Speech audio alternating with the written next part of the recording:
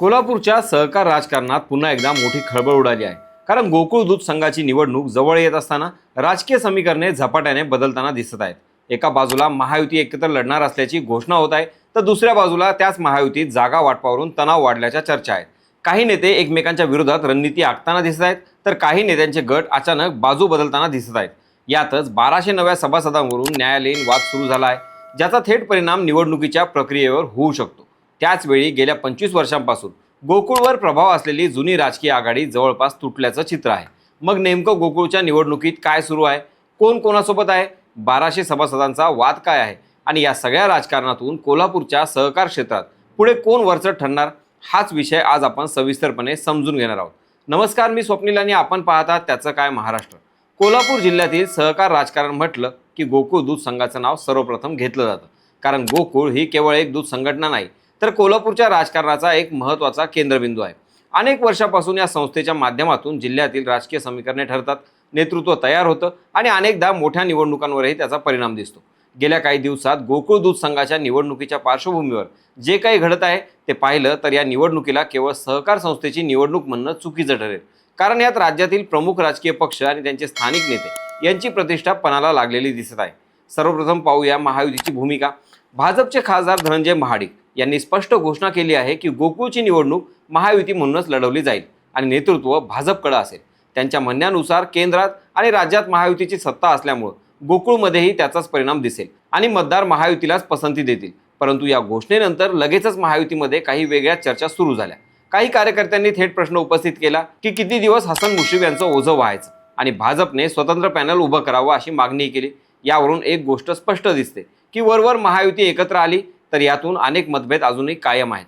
दुसरी मोठी बाब म्हणजे जागा वाटपाचा फॉर्म्युला. गोकुळच्या निवडणुकीत मतदार थेट व्यक्ती नसतात, तर दूध संघाचे ठराव असतात. म्हणजेच ज्याच्याकडे जास्त ठराव त्याची ताकद जास्त.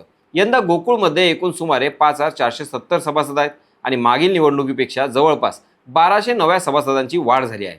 त्यामुळे या निवडणुकीतील गणित पूर्णपणे बदलले आहे. याच पार्श्वभूमीवर मंत्री हसन मुश्रीफ यांनी एक वेगळी रणनीती आखल्याची चर्चा आहे. ज्याच्याकडे जितके ठराव असतील त्यानुसार जागा वाटप व्हावं असा प्रस्ताव त्यांनी मांडल्याचं सांगितलं जातं. म्हणजे एकंदरीत प्रत्येक 150 ठरावामागं एक उमेदवारी असा फॉर्म्युला. हा फॉर्म्युला स्वीकारला गेला तर मुश्रीफ गटाला सर्वाधिक फायदा होऊ शकतो. कारण मागील काही वर्षात वाढलेल्या नव्या सभासदांमध्ये त्यांच्या गटाचे ठराव जास्त असल्याचं सांगितलं जातं. त्यामुळं महायुतीतील इतर नेत्यांमध्ये चिंता वाढल्याचं बोललं जातं. महाडिक, नरके, मंडलिक आणि आबिटकर गटाला या फॉर्म्युल्याचा फटका बसू शकतो. त्यामुळं सर्व पक्षांना समान जागा मिळाव्यात यासाठी काही नेते मुंबई पातळीवर प्रयत्न करत असल्याची चर्चा आहे. दरम्यान गोकुळच्या राजकारणातील आणखी एक मोठा बदल म्हणजे जुनी मनपा आघाडी तुटण्याच्या मार्गावर आहे. ही आघाडी म्हणजे महादेव महाडिक, अरुण नरके आणि दिवंगत आमदार PN पाटील यांची. गेल्या 25 ते 30 वर्षापासून या तिघांच्या राजकीय समीकरणामुळे गोकुळवर प्रभाव राहिला आहे. पण गेल्या काही वर्षात परिस्थिती बदलली. मागील निवडणुकीत काँग्रेस नेते सतेज पाटील आणि मंत्री हसन मुश्रीफ यांनी एकत्र येत गोकुळच्या सत्तेला मोठं आव्हान दिलं आणि सत्तांतर घडवून आणलं. त्यावेळी राज्यात महाविकास आघाडीचं सरकार होतं आणि त्याचा परिणाम स्थानिक राजकारणावरही दिसला. त्यानंतर अनेक घटना घडल्या. लोकसभा निवडणुकीनंतर चेतन नरके यांनी काँग्रेसचे उमेदवार श्रीमंत शाहू महाराज छत्रपती यांना पाठिंबा दिला. त्यानंतर त्यांची राजकीय भूमिका सतेज पाटील यांच्या जवळची मानली जाऊ लागली.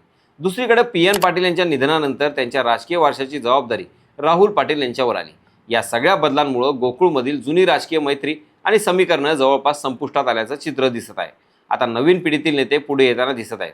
महाडिक गटाकडून अमल महाडिक आणि शोमिका महाडिक यांच्याकडे नेतृत्वाची धुरा आहे. दरम्यान काँग्रेसचे नेते सतेज पाटील यांनाही या निवडणुकीच्या तोंडावर मोठा धक्का बसल्याचं बोललं जात आहे. कारण जिल्हा बँकेचे संचालक AY पाटील यांनी अचानक महायुतीसोबत जाण्याचा निर्णय घेतला आहे. लोकसभा आणि जिल्हा परिषद निवडणुकांमध्ये ते सतेज पाटील यांच्या सोबत होते, त्यामुळे ते गोकुळच्या निवडणुकीतही त्यांच्यासोबत राहतील असा अंदाज होता. पण स्थानिक सहकार राजकारण वेगळं असतं. याचा निर्णय घेत त्यांनी मंत्री हसन मुश्रीफ यांच्या गटासोबत जाण्याचा निर्णय घेतला. त्यामुळे सतेज पाटील यांच्या राजकीय गणितात काही प्रमाणात बदल होण्याची शक्यता आहे. याच दरम्यान आणखी एक मोठा ट्विस्ट म्हणजे 1200 नव्या सभासदांवरून सुरू झालेला न्यायालयीन वाद. या सभासदांना पात्र ठरवण्याच्या प्रक्रियेवर आक्षेप घेत याचिका दाखल करण्यात आली आहे.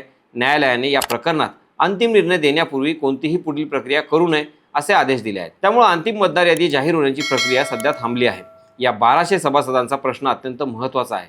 कारण हे सभासद कोणाच्या बाजूला उभे राहतील यावर संपूर्ण निवडणुकीचं गणित बदलू शकतं. जर हे सभासद पात्र ठरले तर काही गटांची ताकद वाढेल आणि जर ते रद्द झाले तर राजकीय समीकरणे पूर्णपणे उलटी होऊ शकतात. म्हणूनच सध्या गोकुळची निवडणूक केवळ सहकार संस्थेची निवडणूक राहिलेली नाही, ती कोल्हापूरच्या राजकारणातील प्रतिष्ठेची लढाई बनली आहे. महायुती आणि महाविकास आघाडी यांच्यातील संघर्ष इथे स्पष्टपणे दिसत आहे. एकीकडे महाडिक गट महायुतीच्या नेतृत्वाखाली सत्ता मिळवण्याचा प्रयत्न करत आहे, तर दुसरीकडे सतेज पाटील आणि त्यांचे सहकारी आपला प्रभाव टिकवण्याचा प्रयत्न करत आहेत. त्यातच मंत्री हसन मुश्रीफ यांची रणनीती अनेकांच्या राजकीय गणितांना गुंतागुंत करून टाकत आहे. या सगळ्या घडामोडी पाहता एक गोष्ट स्पष्ट आहे, गोकुळची निवडणूक ही केवळ दूध संघाची निवडणूक नसून कोल्हापूरच्या राजकीय शक्तीची कसोटी आहे. म्हणूनच पुढील काही दिवस गोकुळच्या राजकारणासाठी अत्यंत निर्णायक असे ठरणार आहेत.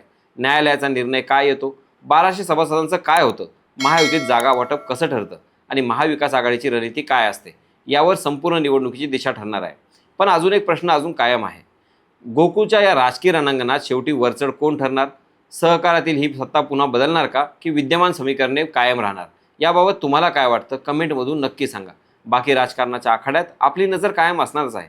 तेव्हा कुठेही जाऊ नका, पाहत राहा, सबस्क्राईब करा. त्याचं काय महाराष्ट्र.